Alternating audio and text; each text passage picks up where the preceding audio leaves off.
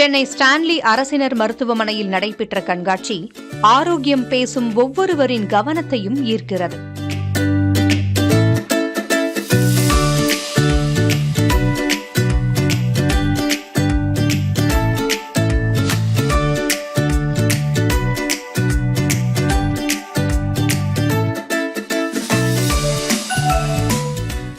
தமிழ்நாட்டில் வயிறு சம்பந்தமான சிகிச்சை மையங்களில் பெயர் பெற்ற ஒன்று ஸ்டான்லி மருத்துவமனை வளாகத்தில் செயல்படும் இரைப்பை, குடல், கல்லீரல் மாற்று அறுவை சிகிச்சை மையம்.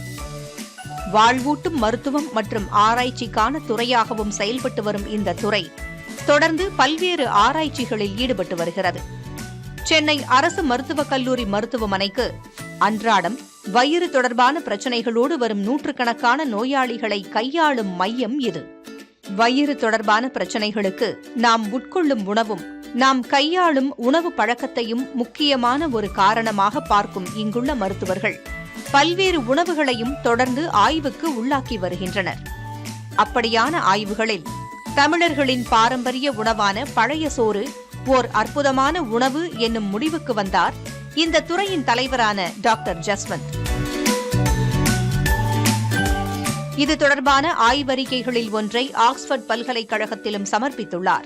தொடர்ந்து பழைய சோற்றின் மகிமையை மக்களிடம் கொண்டு செல்லும் நடவடிக்கைகளில் ஈடுபட்டு வரும் இந்த மையம் பழைய சோறு கண்காட்சியை நடத்தியது. உலகத்தில் இருக்கிறதுல ஆரோக்கியமான உணவு பழைய சோறு தான், எந்த சந்தேகமே கிடையாது. பழைய சோறு தொடர்ந்து சாப்பிட்டு வரவங்களுக்கு பொதுவாக எந்த வியாதியுமே வரதில்லை.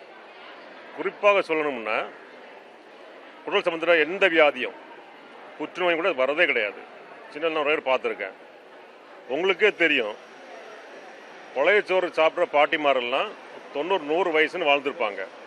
கொஞ்சம் உணவு தான் எடுத்திருப்பாங்க, ஆரோக்கியமாக இருப்பாங்க.